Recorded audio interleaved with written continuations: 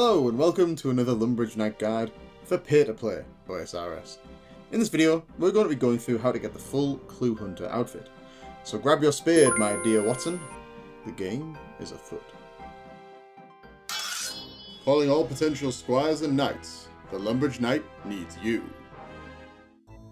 The Clue Hunter outfit is a members-only set of armour that defensively is equivalent to standard leather. It was released in 2016 as part of the first Crack the Clue event, of which there have been a total of 3 at the time of recording. Coincidentally, I also have guides for the other 2, so check out these videos by clicking the links on the screen if you're interested. The main reason to get this set is firstly, because it looks badass, and secondly, because it counts as warm clothing, so it's ideal for anyone heading to the Wintertodt. Again, I have a full guide to this too, so if you want to check out that boss, please click the link on the screen. There are no real requirements to getting this set. In terms of items, all you'll need is a spade in order to obtain the first 5 parts.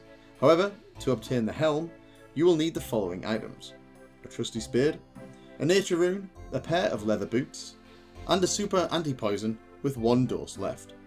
If you do not have these items in your inventory when you dig for the helm, you will not be able to obtain the helmet. These can all be easily obtained from the GE or various places. Ironmen, you can obtain the Superantipoison most easily from the entrance of the observatory dungeon. Finally, the helm does not count as a piece of warm clothing, and for the trousers I advise low level players to bring some food and possibly some anti-poison, as there are some venomous creatures and harpy bug swarms to navigate before you can get to the dig site. Equally, the standard stamina and energy pots will help speed things along.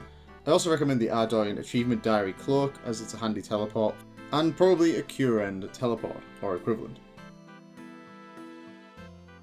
To get the first 2 pieces, head to the west side of the map, north of East Ardougne and south of the Fishing Guild.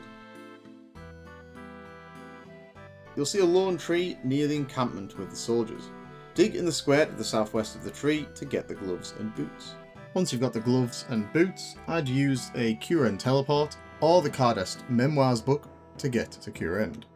For the Garb, or the chest piece, head to the Shazian region of Great Kourend. You'll need to be on the east side of the area, northeast of the minecart station. There are 2 trees together, and you'll need to dig in the square that's diagonally southeast from the second tree.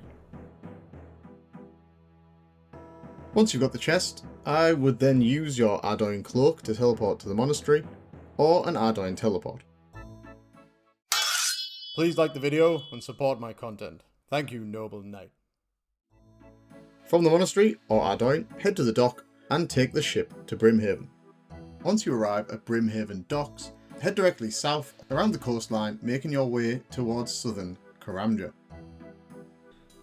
The trousers are arguably the hardest to obtain, as getting to the northern shore of southern Karamja can be a pain due to the harpy bug swarms. Low level players will also need to be careful, as the jungle has many poisonous mobs, so I'd bring some food and anti-poison to be on the safe side. Again, stamina and energy potions will be useful here to make sure you can run past the bugs. Once you've ran past all the bugs and made it to the beach, head south towards the entrance to the pothole dungeon. Look for the square with 2 stones and dig in the square that's directly to its north to get the trousers. I then recommend teleporting out. Once you've obtained the trousers, a teleport to the Watchtower is probably the fastest way to get to Yanille, unless you've got a Yanille teleport stone. Otherwise, use your cloak or an Ardougne teleport and head south. For the cloak, head to the southeast of Yanille, sticking to the coastline. There should be 2 trees in this area. Look for a daisy patch near the southernmost tree and dig on top of it to obtain the cloak.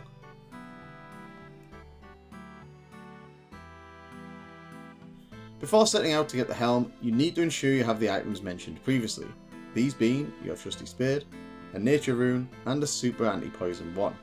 Once you have these items, head to the monastery to the south of Ardougne. The Ardougne Cloak Tele is probably the fastest way to get here. From the monastery, find the 2 iron rocks near the large boulder. It's the southernmost, as there are 2 that look very similar. Dig in the indicated square and as long as you have the items in your inventory, you will receive the Helm of Raedwald. Just a note, you can have other items in your inventory and equipped, and it shouldn't stop you from getting the Helm. If you examine the Helm, it will reveal the username of the first player to crack the clues. Equally, you can only have one of each piece at any one time. If you drop a piece, it is destroyed. You can recover any of the destroyed pieces by returning to the correct location and digging once again. Obviously, if you want to do that for the Helm, you'll need to have those items in your inventory once more. Congratulations! You are now the proud owner of a full set of Clue Hunter armour. I hope this guide has been useful for you. Please leave a comment if you have any hints, tips and tricks of your own, as I'm keen to hear them. And all left for me to say is I've been the Lumbridge Knight. Peace out, and thanks for watching.